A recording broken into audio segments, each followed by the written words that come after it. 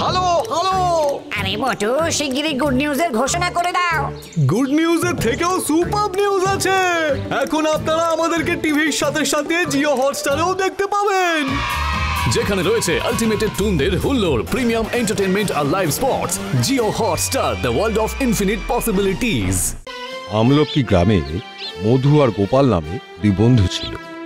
মধু ছিল খুব কুড়ে আর অলস, আর গোপাল ছিল খুব পরিশ্রমী, সে কাজে ফাঁকি দিত না। ওরা দুজনেই ওই গ্রামের জমিদার মহিম চৌধুরীর জমিতে কাজ করত। গোপাল কাজ করত আর মধু তার গরুটাকে বেঁধে শান বাঁধানো খাটে গামছা পেতে শুয়ে থাকত। আর যেই সূর্য অস্ত যেত, মধু সারা গায়ে মাটি কাদা মেখে গরুটাকে কাদা মাখিয়ে নিয়ে যেত।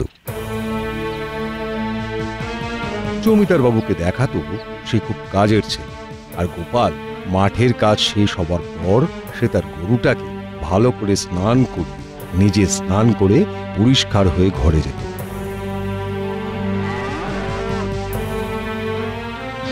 জমিদার বাবু মধুর এই মিথ্যেটাকে ধরতে পারতেন না। তিনি ভাবতেন মধু খুব পরিশ্রমী আর গোপাল খুব ফাঁকিবাজ। তাই জমিদার বাবু রাদুরি ঠাকুরকে বলেন, দেখো, মধু কিন্তু খুব পরিশ্রম করে, ওর কিন্তু যত্ন নেবে, দেখবে ওর যেন খাবারে কোনো অসুবিধে না হয়।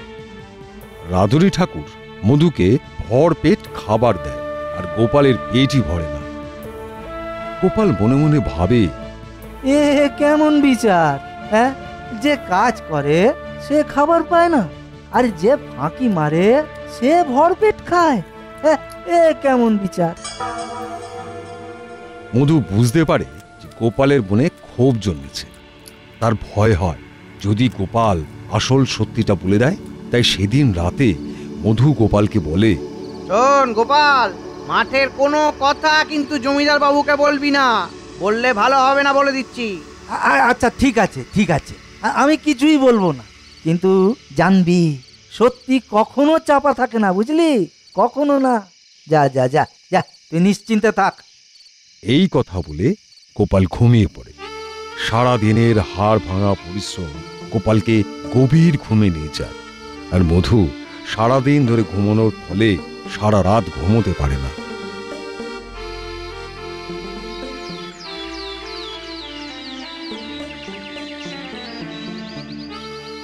তাই সকালে যখন গরু নিয়ে মাঠে যায়, তখন মধুর চোখ লাল দেখে জমিদার বাবু জিজ্ঞেস করে, কি হে মধু, রাতে কি ঘুম হয়নি? কি বলবো হুজুর, বড্ড মশা, কিছুতেই ঘুমোতে দিল না। মধুর খাতির আরো বাড়ল। তো জায়গা হলো উপর মহলে। মধু খুব খুশি। মধুর জীবন ওইভাবেই বয়েছে। মাঠে গিয়ে শান বাঁধানো ঘাটে গরুটাকে বেঁধে সে শুয়ে থাকে, আর গোপাল সততার সাথে কাজ করে যায় ফলের আশা না করে।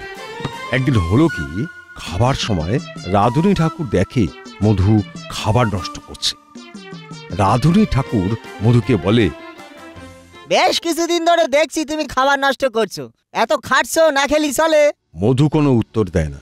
ওদিকে রাধুনী ঠাকুর গোপালকে দেখে ভাবে যে মধু খাবার নষ্ট করতেছে, আবার গোপালের পেট ভরতিছে না, না কোথাও কিছু গন্ডগোল আছে।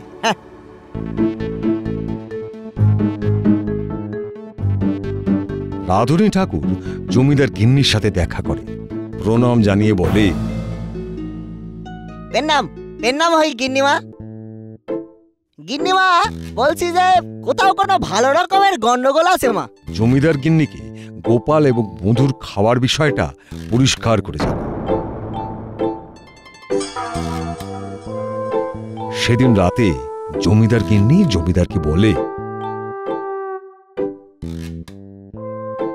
আচ্ছা, মধু আর গোপাল যে মাঠে খাচ্ছে, তোমার তো একবার দেখা উচিত।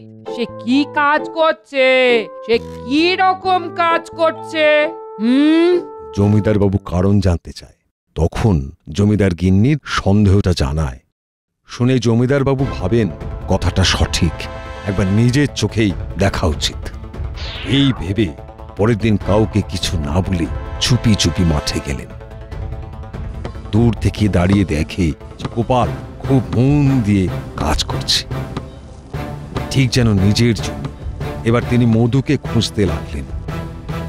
সারা মাঠে মধুকে কোথাও খুঁজে পেলেন না। মধু আর মধু গেল কোথায়? দেখতে হচ্ছে তো। জমিদার মহিন চৌধুরী বুঝতে পারলেন মধু নিশ্চয়ই কোথাও আছে এবং কাজে ফাঁকি দিচ্ছে। তখন জমিদারের নজর যায় পুকুর ঘাটের দিকে।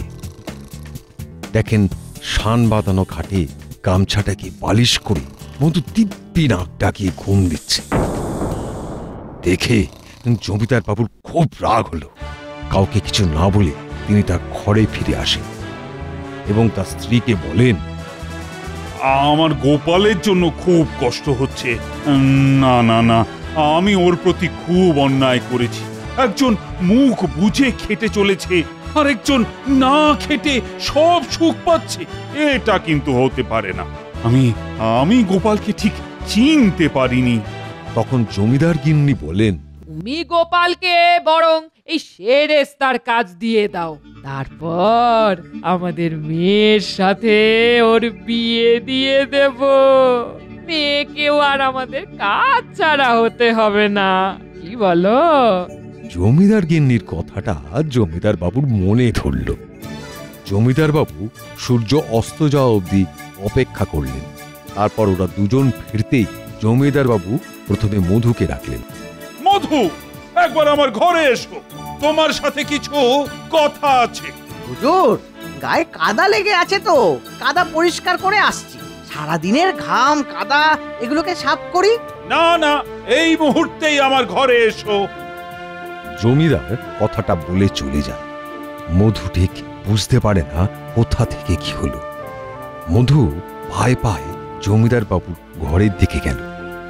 জমিদার বাবু মধুকে দেখে বলে, এই যে, এখন তোমার একটা কাজ বাকি আছে।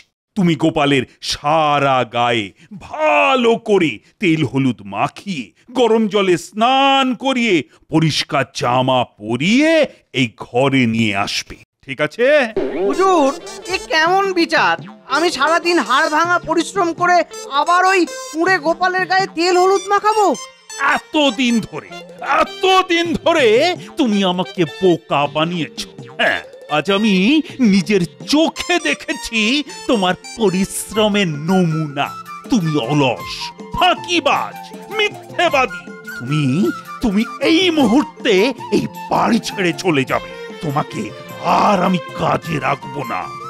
এই কথা শুনে গোপাল জমিদারের পা ধরে বলে, হুজুর, হুজুর, দেখুন আমরা দুইজনে তো আপনার কাছে কাজের জন্য এসেছিলাম।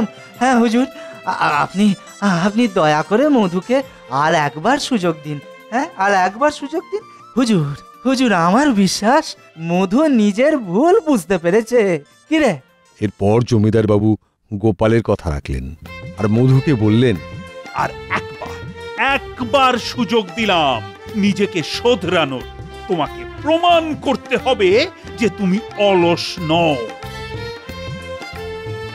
এরপর গোপাল জমিদারের সেরেস্তার কাজ দেখতে লাগলো আর মধু নিজেকে বদলে ফেলে ভীষণ পরিশ্রমী হয়ে উঠল। মধু বুঝতে পারল ফাঁকি মারলে জীবনটা ফাঁকিতেই পড়ে যায়।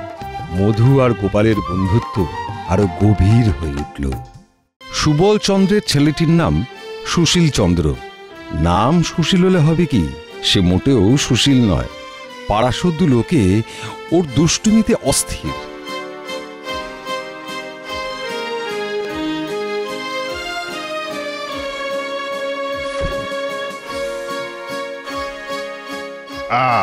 বসো বসো সবাই, বসে পড়ো, বসে বসে পড়ো সবাই, বই খোলো।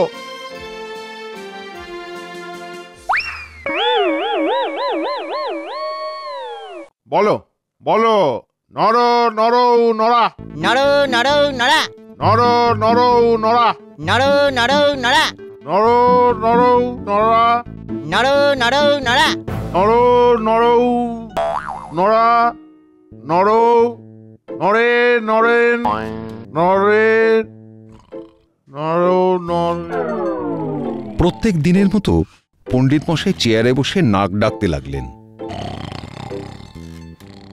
মাঝে মাঝে পণ্ডিত মশাই বেতটা দিয়ে টেবিলে আঘাত করে পুনরায় নাক ডাকতে লাগলেন। ঠিক তখনই সুশীলচন্দ্রকে দেখা গেল ব্যাংকটি নিয়ে সন্তর্পণে পণ্ডিত মশাইয়ের ব্যাগে ঢুকিয়ে দিয়ে আবার তার জায়গায় এসে বসে পড়তে। হঠাৎ সুশীলচন্দ্র নর শব্দের শব্দরূপ চিৎকার করে বলতে লাগলো। পণ্ডিত মশাই চমকে উঠলেন। অত ছাড়া মোর কট, অত চেঁচাবার কি হলো? হ্যাঁ বাবা,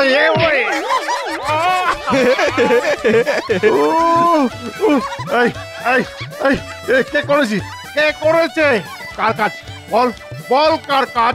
ওই বল বল, কে করেছে? কে করেছে এটা? যা ভেবেছি ঠিক তাই। এ কাজ সুশীলচন্দ্র ছাড়া আর কে করবে? কে? তবে রে হত ছাড়া মোর কট সুতো পেলিক। এদিকে আয়, আয় আয় আয় আয় বলছি, এদিকে আয় আয়। নড়ো নড়ো নড়া, ব্যাঙে করলো তারা। কবে রে? নড়ো নড়ো নড়া, ব্যাঙে করলো তারা। নড়ো নড়ো নড়া, ব্যাঙে করলো তারা। ব্যাঙে করলো তারা? এবার তুই একটু দাঁড়া। একটা বিচ্ছু হত ছাড়া, তোর বাবাকে গিয়ে জানাচ্ছি। দাঁড়া দাঁড়া দাঁড়া দাঁড়া বলছি, দাঁড়া দাঁড়া।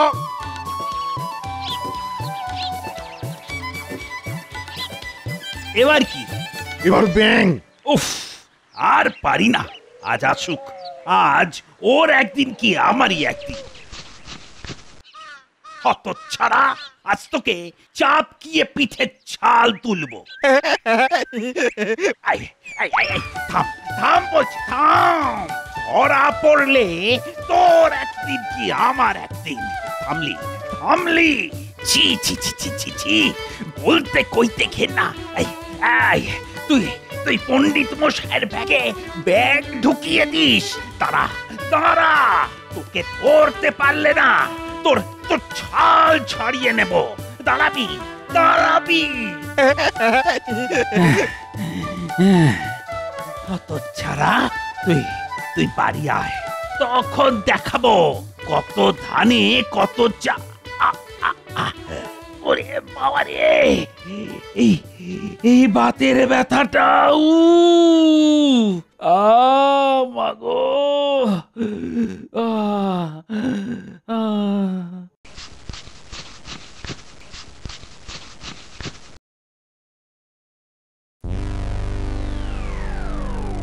কাকু, এই রবারের বিছাটার দাম কত গো? এই 4 পয়সা গো। এই নাও।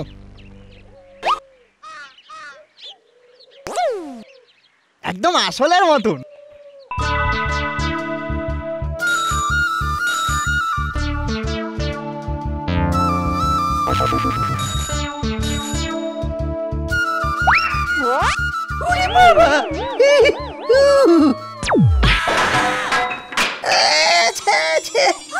কি হলো? কি মজা, কি মজা, কি মজা, কি মজা। পাপা তো ধরনি তলে, নাড়ুর ভুঁড়ি দোলে, ঢিঙ্কি চিকি। আমি তোমার বাবার কাছে যাইছি। তুমি অনেক বদমাইশ হইছ। যেতে হবে না, আমি সব দেখেছি। খুব পালানো হচ্ছিল। হত ছাড়া ছেলে, নালিশে নালিশে নাচে হাল একেবারে, একটুও শান্তি নেই। তোর জন্য কি গ্রাম ছাড়া হব? কেমন কেমন? সুশীলচন্দ্র মার খায়, কিন্তু মুখ থেকে একটু শব্দ বের করে না। সুবলের খারাপ লাগে মা মরা ছেলেটিকে এমনভাবে মারার জন্য। এইভাবেই ভালো বন্ধু মিশিয়ে বাবা আর ছেলের দিন কাটে। আজ শনিবার দিন দুপুর 2টোয় স্কুল ছুটি হয়, কিন্তু আজ সুশীলের স্কুলে যাওয়ার মন করছে না। প্রথমত আজ ভূগোল পরীক্ষা, পরীক্ষা নেবেন ভূগোলের স্যার বড়দাবাবু। ওনার ঝোলা গোঁফ আর বাজখাই গলা আর হাতুড়ির মতো গাঁটটা সুশীলের একদম পছন্দ নয়। আর তাই অনেক ভেবে শেষকালে স্কুলে যাওয়ার সময় শুয়ে পড়ল।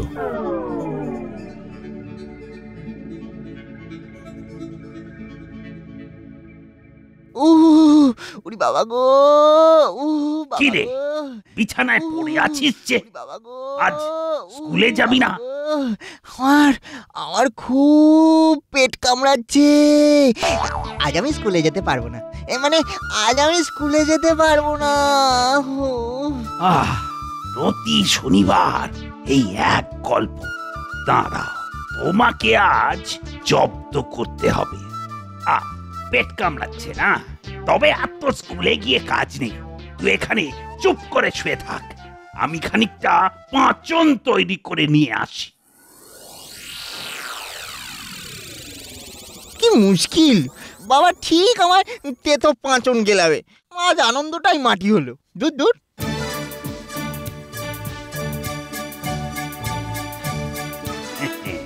উচ্ছে আর নিমের রস, এবার দেখাচ্ছি মজা। নে নে বাবা নে, এটা খেয়ে নে তো, পেটে ব্যথা একদম সেরে যাবে। বাবা বাবা, আমার পেট কামড়ানো একেবারে সেরে গেছে। আজ আমি স্কুলে যাব, কেমন? যাই? না না না না না না, আজ আর গিয়ে কাজ নেই। তুই পাঁচন খেয়ে এইখানে চুপচাপ শুয়ে থাক। এই কথা বলে সুশীলকে জোর করে পাঁচন খাইয়ে ঘরে তালা লাগিয়ে বাইরে বেরিয়ে গেলেন সুবল। আর সুশীল বিছানায় পড়ে কাঁদতে কাঁদতে সমস্ত দিন ধরে বলতে লাগলো, সবাই আমার দুষ্টুমিটাই দেখে, ছেলে মানুষ দুষ্টুমি করে না তো কে করবে? বাবাকে যদি কেউ এরকম ভাবে পাঁচন খাইয়ে ঘরে বন্ধ করে রাখতো তবে বেশ হতো, বেশ হতো। কালই যদি আমার বাবার মতো বয়স হয়ে যায় তাহলে আমি যা ইচ্ছে তাই করতে পারবো। আমাকে কেউ বন্ধ করে রাখতে পারবে না। আমি মনের সুখে দুষ্টুমি করব। স্কুল যেতে হবে না, পাঁচন খেতে হবে না। কি মজা! মা মরা ছেলেটাকে বড় শাসন করছি। মা মরা ছেলে, না মেরেও পারি না, আবার মারলেও কষ্ট হয়।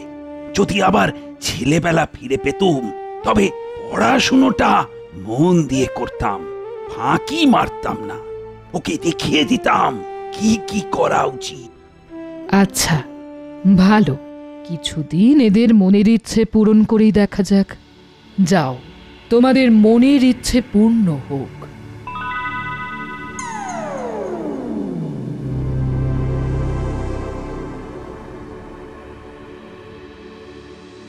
আরে আরে, দারুণ ব্যাপার তো। আমি বাবার বয়স পেলাম। এবার আমি যা খুশি করতে পারি, কেউ বলার নেই। বাবার বয়সী লোককে কে বারণ করবে? আমরা গাছে উঠবো, আমরা খাবো, স্কুলে যেতে হবে না। কি মজা! ও দেখি তো আমার বাবাটা কোথায় গেল। আর তুমি আমাকে ধমকাতে পারবে না, এখন আমি বাবার বয়সী। কি মজা! আমরা গাছে উঠবো, আমরা খাবো। আমিও লেখাপড়া করে দেখিয়ে দেব কি করে পড়াশোনা করতে হয়।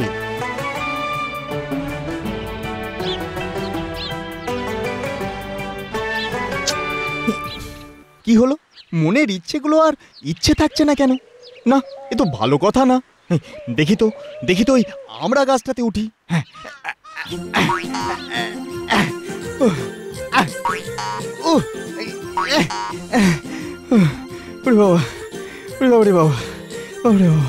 কি হলো, লাফাতে পারছি না কেন? ও রে, হাঁটুতে তো ব্যথা ছিল না। ও তো আমার বাবার ছিল। ধরেছি। উরি বাবা রে, উরি বাবারে বাবা, কোমরটা গেল গো।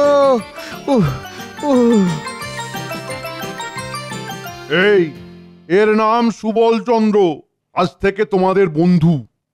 যাও সুবল, বেঞ্চে গিয়ে বসো, যাও।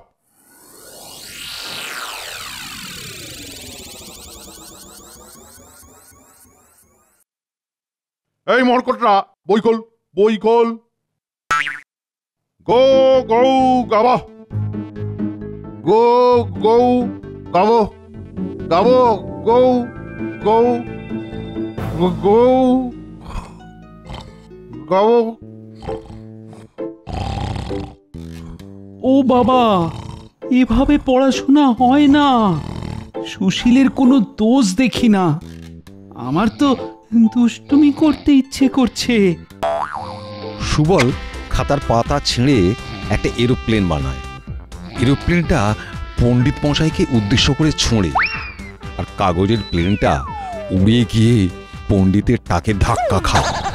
পণ্ডিত মশাই চমকে ওঠে। কে রে কে?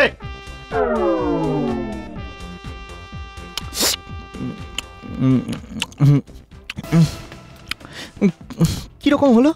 মানে কাল যেটা ভালো লাগতো আজ সেটা ভালো লাগছে না কেন? না, আমার খেয়ে কাজ নেই। এগুলো বরং আমার ছেলে মানুষ বাবাকে দিয়ে দেওয়া যাক। না, কাজ নেই। ছেলে মানুষ হলে কি হবে, বয়সটা তো হয়েছে। আরে বাবা, বাবা তো আর যাই হোক, শরীর যদি খারাপ হয়।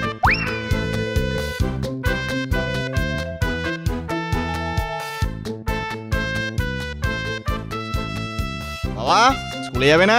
ওরে ও ওই মামা, ওরে আজ আমার পেট কামড়াচ্ছে। ওই রকম পেট আমারও কামড়েছে, আমি সব জানি। স্কুলে তোমাকে যেতেই হবে। ঠিক আছে ঠিক আছে, তবে এক বাটি পাঁচন খাও। না না, আমি স্কুলে যাচ্ছি, আমার পেট ব্যথা সেরে গেছে। না না না, তোমাকে পাঁচন খেতেই হবে। তোমার আজ স্কুলে গিয়ে কাজ নেই। সুশীল পাঁচন আনতে চলে যায় দরজায় চাবি দিয়ে। সুবল হতাশ হয়ে তাকায়।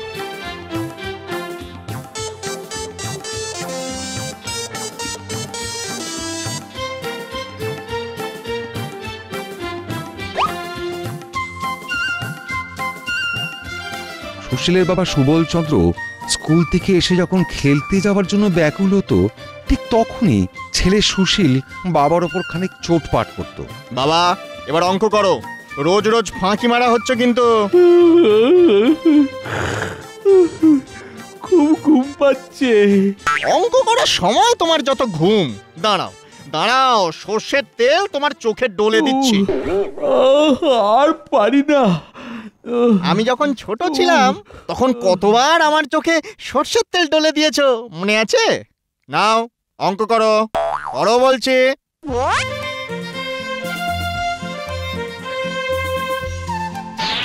সুবলচন্দ্র মাঝে মাঝে ভুলে যেত যে সে আজকাল ছেলে মানুষ হয়েছে।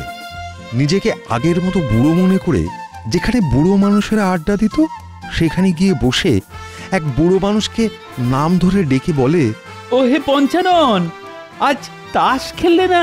এ কোথাকার বকাটে ছোড়া এলো না? হ্যাঁ, বাপের বয়সী লোককে নাম ধরে ডাকে? হ্যাঁ, আরে আমি আমি সুবল চন্দ্র, সুশীলের বাবা। এ তো মহা বেয়াদব ছেলে। বাপ তুলে ফক্করি হচ্ছে। আয় আয়, তোর কানটা ধরে মুলো দি।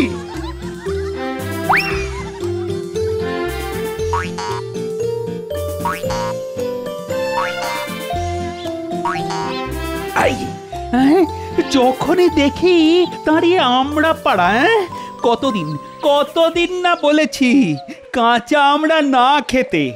একটা কথাও কানে তোলা হয় না। না আরে আরে আরে আরে, পড়াশোনা করে তোমার এই বিদ্যা হয়েছে? একরত্তি ছেলে হয়ে বুড়ো মানুষের গায়ে হাত তোলো? আরে আমি তোর বাবা। আগে ছিলে, এখন না।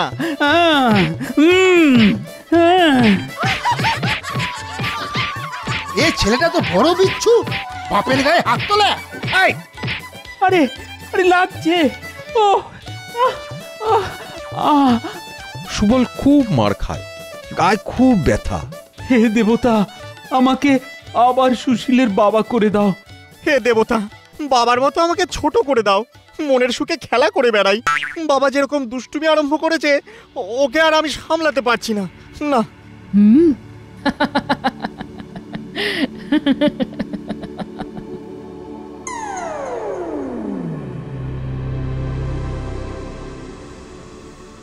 সুবল সুবল আগের মতো বুড়ো হলেন, আর সুশীল পুনরায় ছেলে হয়ে জেগে উঠল।